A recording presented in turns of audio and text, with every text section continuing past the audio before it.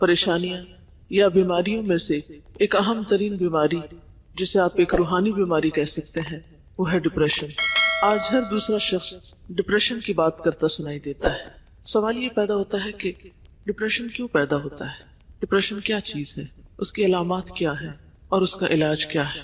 Depression جسے آپ اردو میں مایوسی، غمزدگی، افسردگی اور پست حوصلہ ہونا کہہ سکتے ہیں، دنیا سے دل اچاٹ ہونا، دنیا کی ایکٹیویٹیز میں پوری طرح پارٹیسپیٹ نہ کر سکنا، یہ ایسی کیفیات ہیں جن کا تجربہ آج کا ہر انسان کم یا زیادہ کرتا ہے۔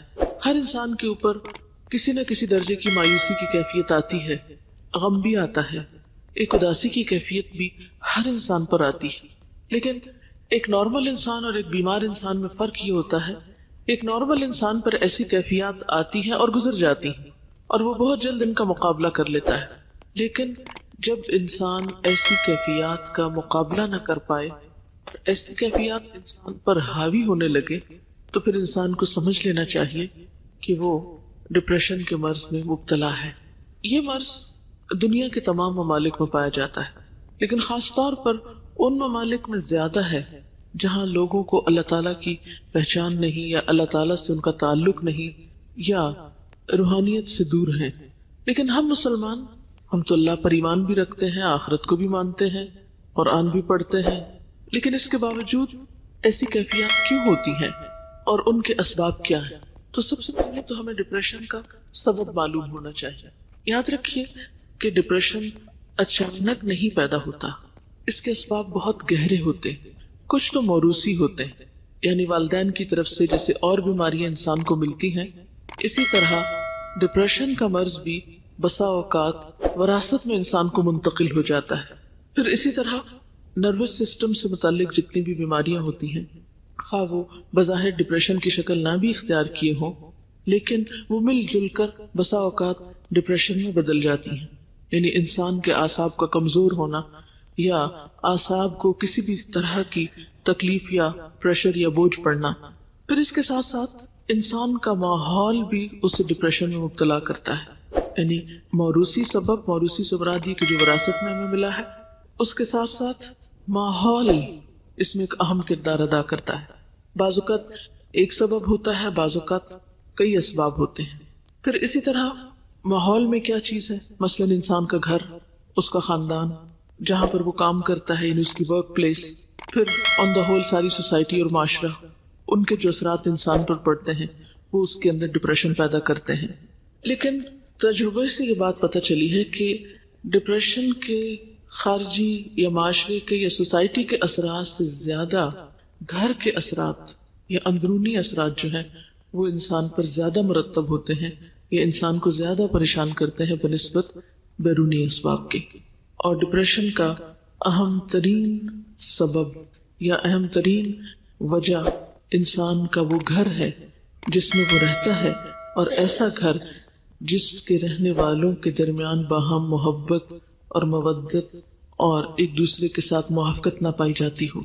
جس گھرانے کے اندر، جس خاندان کے اندر رہنے والے افراد کے درمیان باہم بدگمانی پائی جاتی ہو، باہم ایک دوسرے کے ساتھ ڈفرینس آف اوپینین ہر معاملے میں پایا جاتا ہو، اور خصوصاً وہ بچے ڈپریشن کا شکار ہوتے ہیں بڑے ہو کر جن کے والدین نے ان کو بھرپور توجہ نہ دی ہو، یا جو والدین کی محبت اور شفقت سے کسی بھی وجہ سے محروم ہوئے ہوں، یا جن پر والدین نے بے جا سختی کی ہو ناجائز طور پر۔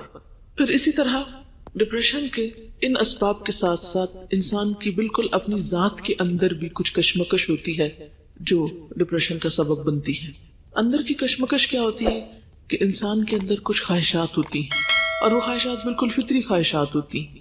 تو بعض اوقات جب انسان کی وہ خواہشات پوری نہیں ہوتی، یا وہ خواہشات حد سے بڑی ہوئی ہوتی، یا وہ خواہشات جائز کی حدود کو کراس کرنا چاہتی ہیں، اور معاشرہ یا دین یا مذہب یا حالات یا ماحول ہمارا اس کے راستے میں رکاوٹ بنتا ہے، تو یہ جو اندر کی کشمکش ہے یہ بھی انسان کو ڈپریشن میں مبتلا کر دیتی ہے۔ یعنی ذاتی خلفشار، اندر کی کشمکش، اندر کی جنگ۔ مثلا دل ایک چیز کو چاہتا ہے لیکن دوسری طرف انسان دیکھتا ہے کہ اس کے حالات اس کو اجازت نہیں دیتے، مثلا اس کی جیب اجازت نہیں دیتی، اس کا خاندان اجازت نہیں دیتا، اس کا دین اجازت نہیں دیتا، تو یہ جو کشمکش ہے انسان کے اندرونی جذبات کی اور بیرونی دباؤ کی، یا اندر ہی ایک قوت ہے جو ایک چیز طلب کر رہی ہے اور دوسری اس کو روک رہی ہے، تو وہ اندر کی جنگ جو ہے یہ بھی انسان کو بیماری میں مبتلا کر دیتی ہے۔ ان اسباب کے ساتھ ساتھ علامات کا جاننا بہت ضروری ہے، کیونکہ کسی بھی بیماری کی جب علامتیں ہم کو پتہ چلتی ہیں تو پھر انسان اس کا صحیح طور پر علاج کر سکتا ہے۔ ان علامات میں پہلی علامت ہے تنگ دلی کا احساس، دل کی گھٹن، اندر کی گھبراہٹ، پھر اطمینان کا نہ ہونا، سکون کا نہ ہونا، بلا وجہ بے چینی کا احساس بغیر کسی ظاہری سبب کے۔ بعض اوقات تو انسان بے چین ہوتا ہے، غمگین ہوتا ہے، اداس ہوتا ہے، اس کی کوئی وجہ ہوتی ہے۔ مثلا آپ کو پتہ چلتا ہے خدا نخواستہ کوئی عزیز دوست رشتہ دار فوت ہو گیا، کوئی نقصان ہو گیا، کوئی مال کا نقصان ہو گیا، کوئی اور کسی چیز کا نقصان ہو گیا، تو ایسے نقصان انسان کو غم میں یا دکھ یا تکلیف میں مبتلا کرتے ہیں۔ ایک بہت واضح اور آبویس سی ریزن ہوتی ہے، انسان کو پتہ چلتی ہے، لیکن بعض اوقات جب وجہ نہیں پتہ چلتی اور اندر ایک بے چینی ہے تو یہ پھر ڈپریشن ہے، یہ ڈپریشن کی علامت ہے۔ پھر اسی طرح سوچ میں تلخی، نیگیٹو تھنکنگ، ہر چیز کو الٹا دیکھنا، ہر چیز کو الٹا سوچنا، کسی کے سیدھے کام کو بھی غلط سمجھنا، ہر ایک پر شک کرنا، بدگمانی کرنا، یہ بھی اس کی علامات میں سے ہے۔ اور پھر ان ساری چیزوں کے نتیجے میں انسان کی نیند میں گڑبڑ ہو جانا، یعنی اللہ تعالیٰ نے انسان کی ان ساری تکلیفوں کو دور کرنے کے جو اسباب رکھے ہیں، اور اس میں خاص طور پر ایک بہت بڑا سبب جو ہے وہ نیند ہے، جس سے انسان سکون پاتا ہے، اس سے انسان عاری ہو جاتا ہے۔ اور اس وجہ سے آپ دیکھیں کہ بہت سارے لوگ نیند کی دوائیں کھا کر، مسکن ادویات کھا کر سوتے ہیں۔ تو ایسی ادویات کھا کر اپنے آپ کو سلائے رکھنا اور اپنے آپ کو دنیا کے مسائل سے فرار پر آمادہ کرنا، یہ اس کا علاج نہیں ہوا کرتا۔ اسی طرح بعض اوقات یہ ہے کہ اندرونی علامات کے علاوہ جسم پر بیرونی طور پر بھی یا جسمانی طور پر بھی کچھ علامات سامنے آتی ہیں۔ مثلا بہت زیادہ پسینہ ایک دم آنے لگنا، دل کا زور زور سے دھڑکنا، جسمانی کمزوری ہو جانا، انتہائی تھکاوٹ محسوس کرنا، یعنی تھوڑا سا کام کرنے پر بہت زیادہ تھک جانا، کام کرنے کی صلاحیت کا ختم ہو جانا، وسوسوں کا شکار ہو جانا۔ اسی طرح بعض اوقات مختلف فوبیاز جو ہو جاتے ہیں کہ لفٹ میں نہیں چڑھ سکتے، بند کمرے میں نہیں جا سکتے، اندھیرے میں نہیں جا سکتے، تو یہ چند ایک ظاہری اسباب بھی انسان کو پریشان کرتے ہیں، جو کہ عام نارمل حالات میں انسان کے لیے پریشانی کا سبب نہیں ہوتے۔ مثلا ایک نارمل انسان گھر میں اکیلا ہے، اندھیرے کمرے میں جا رہا ہے، لائٹ چلی جاتی ہے، وہ اسے بہت نارمل لیتا ہے، کہیں اوپر جانا، نیچے اترنا ہے۔ لیکن جب ڈپریشن ہوتا ہے تو ایسی چھوٹی چھوٹی چیزیں انسان کو بہت بادر کرتی ہیں، انسان کو کمزور کر دیتی، انسان ان چیزوں کے سامنے ہارنے لگتا ہے۔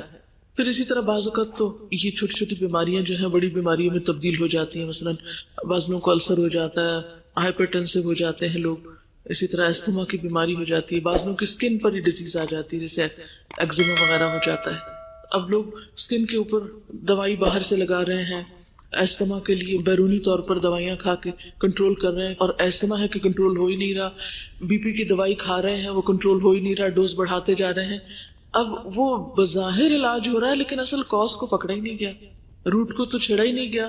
ایسا ان کا نقصان کیا ہوتا ہے؟ ان دوائیوں کے پھر اپنے سائیڈ ایفیکٹس ہوتے ہیں، پھر ایک بیماری سے دوسری، دوسری سے تیسری، تیسری سے چوتھی، وہ بیماریوں کا ایک چین چل پڑتا ہے۔ اور بسا اوقات انسان ان بیماریوں کی اوٹ میں یا ان بیماریوں کے دامن میں پناہ لے کر اپنے لیے ایک جواز پیدا کر لیتا ہے، لیکن روٹ کاز اس کا کچھ اور ہوتا ہے۔